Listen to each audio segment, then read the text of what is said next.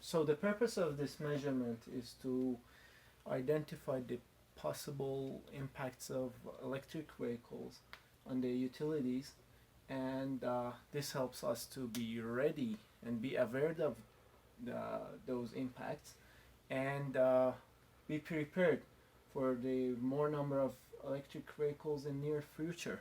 Hopefully, utilities won't be the drawback or the bottleneck on adoption of more electric vehicles, more zero emission vehicles. So that's the purpose of this measurement. Yeah, essentially the data we collect here are going to be useful to us to plan and design our future system as the present projection we have in the adoption of electric vehicles progresses, I guess, and more customers like yourself will have such electric vehicle chargers in the home.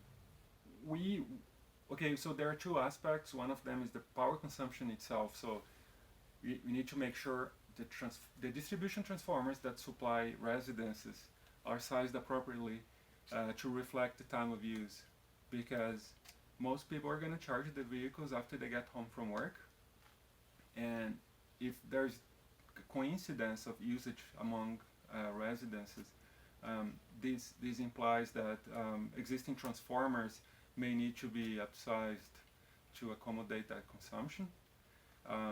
In a more extreme case, even the distribution lines may need to be looked at and potentially upgraded in 2050 or whenever we're going to see that high of a level penetration. So far, penetration has been very low, so there's no concern. At the same time, people put solar panels in their homes. That might help depending on time of day that they get home and they charge the vehicles.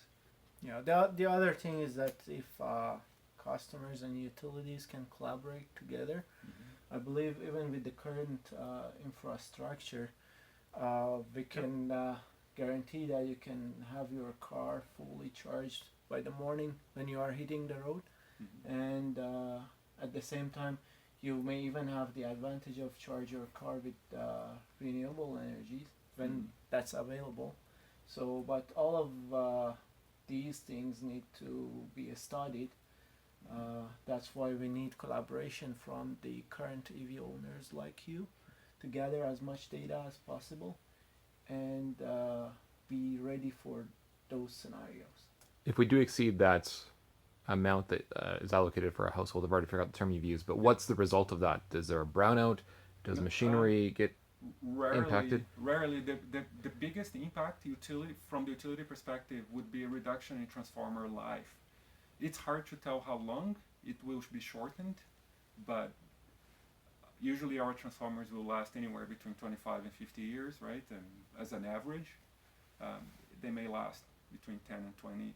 There's no direct impact to those particular customers, but there is an impact to the overall ratepayers, because if you replace transformers more often, that goes split into everybody's distribution charge at some point. Not just yours, but all customers from Atco Electric will share depending on the rate class. They will share in different ways. But there's an indirect financial impact in the long run if the system is not planned right. But if the system is planned right, there's the same impact, right? Because we're upgrading before they fail. In the end, that's how utilities work, right? So you said before an average neighborhood or block of homes is fed by about 30 kVA? I would say Atco Electric is typical. Okay. So, and if 3 cars at 10 each could equal that, what happens if 6 try to charge at the same time? Yep. What happens at that moment? Okay. So transformers can be overloaded without detriment to their useful life, but this overload is a certain amount of overload and a certain amount of time. So if it's double, if I remember well, actually the rule of thumb that we use is 1.25 for 2 hours every day. You're fine. If it's double for 2 hours, the life will be shortened, as I said. Okay. And then we need to check damage curves to determine how long the life will be shortened by. Okay, excellent. Thank you. Yeah. I would like to invite other EV car owners. It doesn't matter what type of car it is, Tesla, Nissan Leaf, or other brands if they would like to help us with this study. I really appreciate that, and they can contact you, and you can pass my email to them. Certainly. And Yeah. if you get this through the association, Electric Vehicle Association, Owners Association, we're more than happy to, in the end, if we get more car owners to help our initiative, we're more than happy to prepare a report and share with them. What area are you looking for the report in, and what area do you or does Atco service? Edmonton area is good, and Calgary, Slave Lake, Grand Prairie, Fort McMurray, Drumheller, Lloydminster, Vegreville, to name a few of the larger communities we serve. Okay. Thank you. Thank you. I can give you some extra ones. So where you see channel 1, it's the voltage, 235 volts on top. 3.1 is the voltage distortion that has nothing to do with your car. It has very little to do with your car. It's more the distortion, background distortion from utility. 58 amps, where you see IAC there. Mhm. And the distortion of your current is about 5.6%,